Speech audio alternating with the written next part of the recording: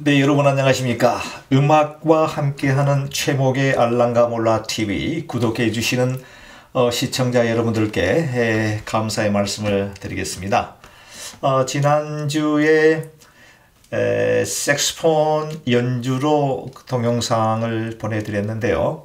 앞으로 시간이 허락되는 대로 계속해서 본 방송에 시작하기 전에 먼저 색소폰 연주 혹은 노래와 곁들린 연주를 한 곡 정도 여러분들에게 선사를 하고 그 다음에 내용에 대해서 설명을 해볼까 합니다. 사실 제가 색소폰을 접한 지는 약 한 15년 정도 이렇게 거슬러 올라가게 됩니다. 어떤 분이 색소폰 연주하는 것을 듣고 매우 감동을 받고요. 그때부터 색소폰을 좀 배웠으면 좋겠다라고 하는 생각을 하고 색소폰을 이제 사서 연습하게 되었고요. 물론 15년 동안 계속해서 연주를 했다 그러면 지금쯤 상당한 수준의 거의 프로 정도 수준에 올라가 있을 텐데 사실은 하다가 또 한 몇 년간 쉬기도 하고요. 그러다가 본격적으로 이 색소폰을 불기 시작한 게 약 한 5년 전, 2016년 정도에 워싱턴 지역에 그 워싱턴 한인 밴드라고 하는 그 음악 단체가 있습니다. 거기에 제가 이제 조인하게 되면서 그동안에는 그 엘토 색소폰을 쭉 불다가 이제 워싱턴 한인 밴드에 조인하면서 테너 색소폰으로 이제 새로 시작하게 되었고요. 그러니까 테너 색소폰을 본 지는 이제 한 5년쯤 남짓 되는 것 같습니다. 여러분들 뭐 색소폰에 대해서 아시는 분들은 알겠습니다만은 색소폰은 크게 한 3가지 정도로 나누어져 있고요. 클라리넷과 좀 비슷한 소프라노 색소폰이 있고, 이 소프라노 색소폰은 음역대가 상당히 그 고음을 처리할 수 있는 그런 그 악기입니다. 나름대로 그 소프라노 색소폰도 그 상당히 매력이 있죠. 그 케네지라고 하는 유명한 그 소프라노 색소포니스트가 이제 연주를 해서 많은 사람들에게 사랑을 받고 있는데요. 그게 이제 소프라노 색소폰이 있고, 그거보다는 약간 음이 저음인 알토 색소폰이 있습니다. 이거는 이제 약간 U자형으로 이렇게 구부러져 있는 전통적인 색소폰의 모습을 이제 띠고 있는 악기인데요. 이거는 이제 약간 그 소프라노보다는 약간 저음의 악기입니다. 많은 분들이 이제 색소폰을 입문하게 될 때에 소프라노보다는 이 알토 색소폰을 많이 취급하고요. 대체적으로 한 70-80% 우리 한국 분들이 색소폰을 연주한다라고 하면 그 알토 색소폰 를 이제 주로 많이들 이제 즐겨합니다.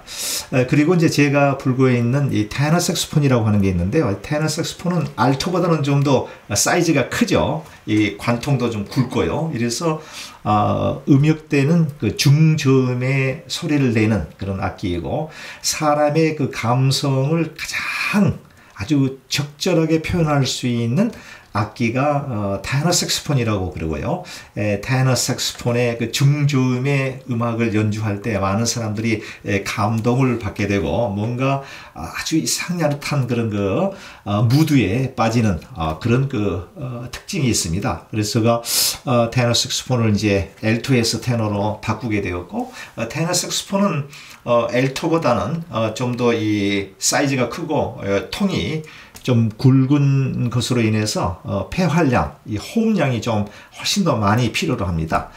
그래서 엘토보다는 테너 색소폰 불기가 좀 어렵다, 이렇게 말씀드릴 수가 있고요. 이제 이거보다 더 큰 악기는 그 바리톤 색소폰이라고 하는 게 있는데, 이 바리톤 색소폰은 좀 귀합니다. 그러니까 오케스트라라든가 빅 밴드 스타일의 아주 전문적인 프로들이 연주하는 그 그룹에 가면 이제 아주 그 기다란 색소폰 모습과 비슷한데 더 훨씬 더 큰 모양을 하고 있는 그 바리톤 색소폰인데, 이건 완전 저음의 악기입니다.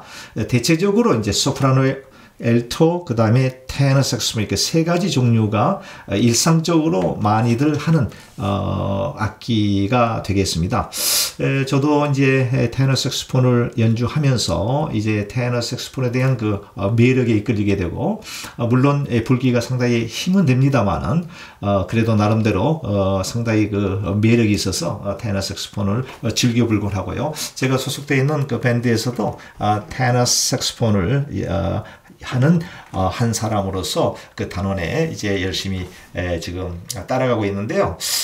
좀 쉽지는 않습니다. 지난번에 며칠 전에 제가 유튜브 방송에 올렸던 그 연주도 미숙한 점들이 너무 많죠. 사실은 그걸 연주하고 올릴까 말까 매우 망설이다가 뭐 용기를 내서 올렸습니다만은 듣는 여러분들 뭐 좀 불편하지 않으셨는지 모르겠고요. 또 뭐 어떤 분들은 그런 대로 좀 한다라고 말씀하시는 분들도 계시고요.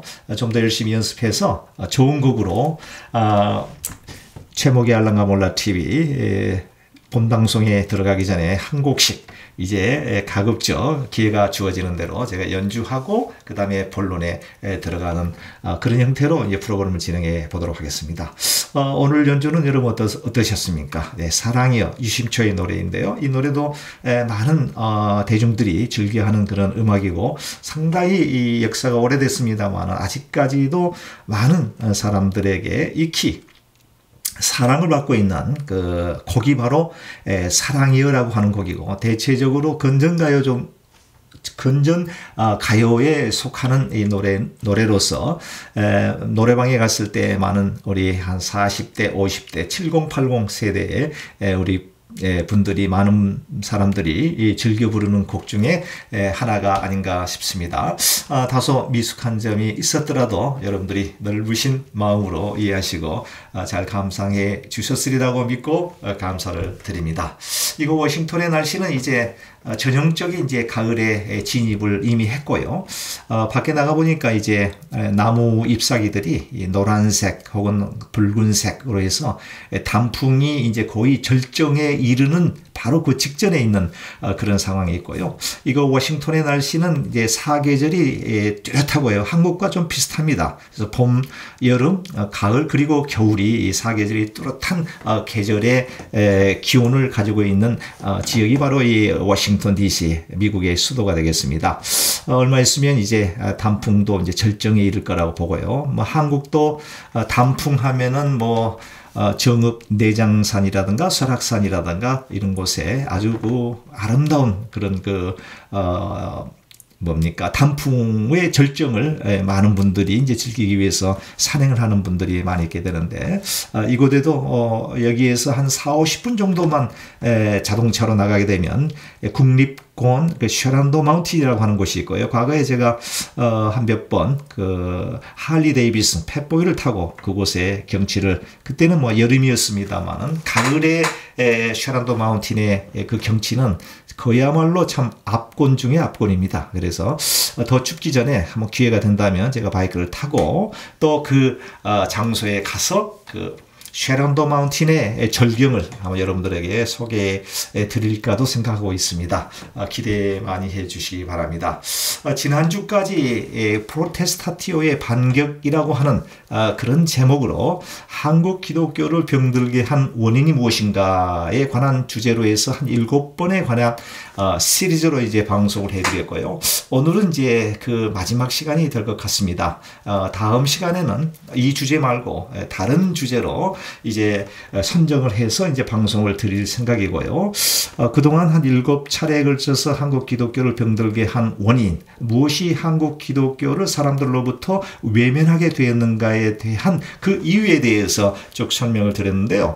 물론 제가 말씀드린 내용 외에도 더 많은 것이 있으리라고 저는 짐작을 해봅니다만은 제가 생각할 수 있는 것은 한 7가지 정도. 오늘 8번째 이 방송이 이제 마지막으로 관련되어 있는 주제의 방송을 마칠까 하는데요.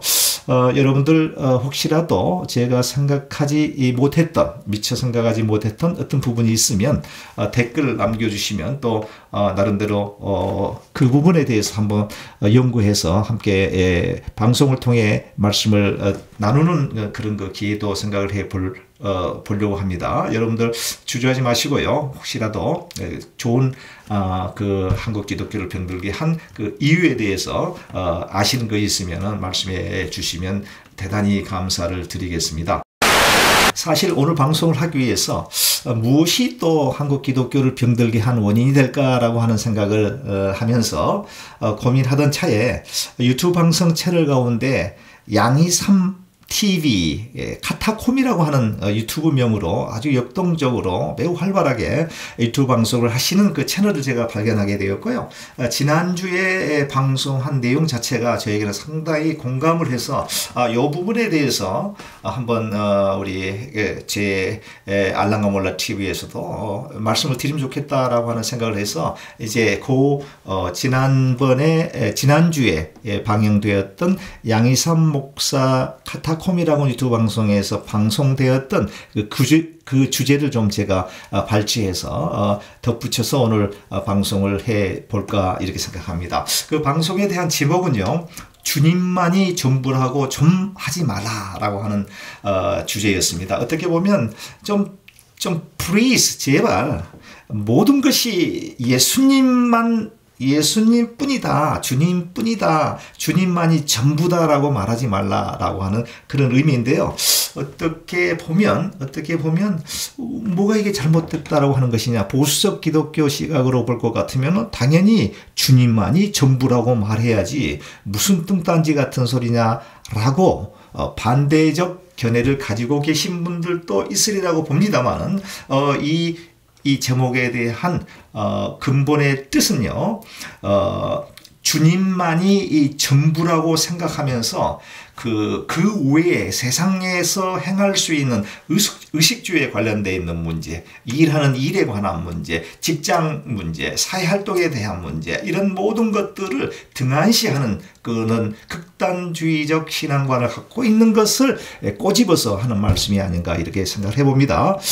저희들도 미국에서 이제 교회를 출석하다 보면 연세가 좀 지긋하게 드신 대체적으로 연로하신 우리 권사님들이라든가 혹은 장로님들 이런 분들 가운데에 이와 같은 시각을 갖고 있는 분들이 많이 계십니다. 주님만이 전부다. 어떤 일이 일어나서도 그냥 기도하면 하나님께서 다 이루어 주신다라고 하는 그야말로 맹목적이고 비논리적이고 비상식적인 상황에서 무조건 갖다가 주님만이 전부다라고 거기다가 짜맞추어서 이렇게 강요하는 그런 모습을 보이는 그런 분들이 많이 계시는데요. 이 양희삼 목사가 하는 얘기는 바로 그와 같은 것을 꼬집고 있는 내용이라고 저는 이해를 하고 있고요. 저도 충분히 공감하는 내용입니다.